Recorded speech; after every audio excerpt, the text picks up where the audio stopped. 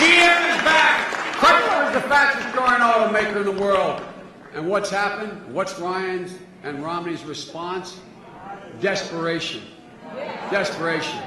In the last hours of this campaign, I just came from Ohio. In the last hours of this campaign, if you can believe it, they're running the most scurrilous ad in Ohio. I mean this to say, I want you to listen. One of the most flagrantly dishonest ads I can ever remember in my political career. In the ad they're running in Ohio, they assert that President Obama forced Chrysler into bankruptcy. I'm paraphrasing, but these are the words. Forced Chrysler into bankruptcy. So, quote, I don't know what they have against Italians, so the Italians could take over Chrysler and ship Jeep manufacturing to China. That's what the ad says. That's what the ad says. It's an outrageous lie. A lie that's so deceptive and so patently untrue that the Chrysler Corporation, including the chairman of the board of Chrysler, they actually spoke up. They don't want to get involved in presidential politics, but they spoke up. They called a quote, I'm going to quote, a leap that would be difficult even for professional circus acrobats. That's their quote.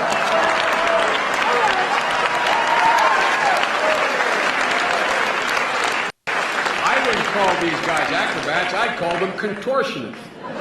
Ladies and gentlemen, the truth is, just recently, within the last couple months, in Toledo, Ohio, not only has the Jeep plant been open and churning out, announced they're adding 1,100 new jobs to that factory.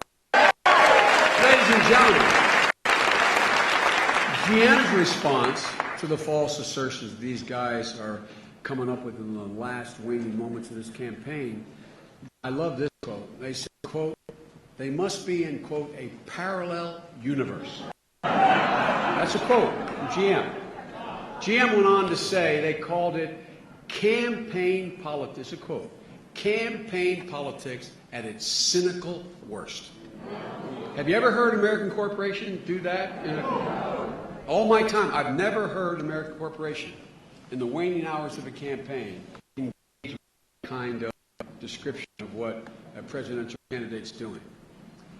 That's the best description of their cynical worst that I've heard of the Ryan-Romney ticket, the Romney-Ryan ticket, in this campaign. And why are they doing this? Seriously, you'd think the facts, why would, and they're running these ads in places like Toledo. Now, why would they do that? No, I'm not, but I think this is pretty important to understand. I really mean this. Maybe it's just me. Maybe because it makes me so.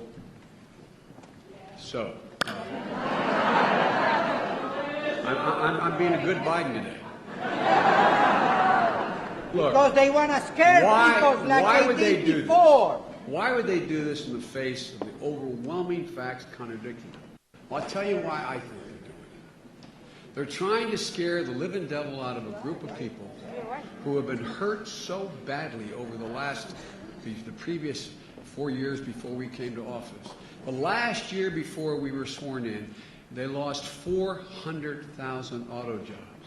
My state of Delaware was decimated, losing both its Chrysler and its General Motors plant. Those folks in Ohio and Lorraine and Toledo, they lost, some of them lost their homes after they lost now on their feet. Just tentatively, they're back on their feet now. They got their jobs back. But they still feel the sting of what happened 4 years ago. Because they're running those ads in the very communities that were devastated by those policies, communities that have the most at stake in the automobile industry. These are auto workers waking up in their communities just a couple of years ago to see this ad. And guess what? They were calling, thousands of them were calling UAW reps. Is it true? Is it true? Is Jeep really going to leave? Is the announcement they made not true? Are they going to shut down our plant? What a cynical thing to do. You know, my dad used to have an expression. My dad had to leave Scranton, Pennsylvania, which we loved, and moved to Wilmington, which we learned to love because there wasn't enough work in the 50s. And after he got that job, when we moved down, we came down a year after Dad had set things up. I remember, my sister and I remember, as my brothers do, the constant expression he used. He'd always say, when anybody lost a job, he'd say, Joe, remember, job's about a lot more than your paycheck. It's about your dignity. It's about your respect in the community. To go out and try to scare these people for electoral reasons at the end, to say something that's so untrue. Look, GDP is doing better.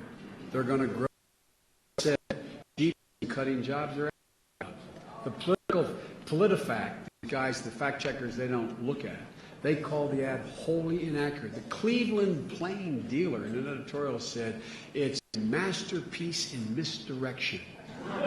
They said, I'm quoting, they said Mitt Romney is desperate to convince Ohio voters that he's a candidate, that the candidate must be committed to the U.S. auto industry, not matter how much confusion he must sow to do it.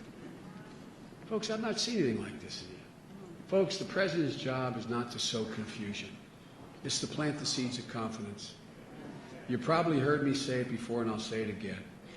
Presidential elections are overwhelmingly about character. They're overwhelming about the character of the one who character. It's the most impressive trait and necessary trait a president must possess to lead a nation and the incredible people that we are. And my guy, your guy, Barack Obama, has character. He's got a backbone like a landmark. He has the character of his conviction. He does not engage in deception. He does not mislead. He simply means that he stands by what he says. There's one thing, and that's one thing his opponent has not done. He has not stood by anything he has said. So ask yourself in this election, who do you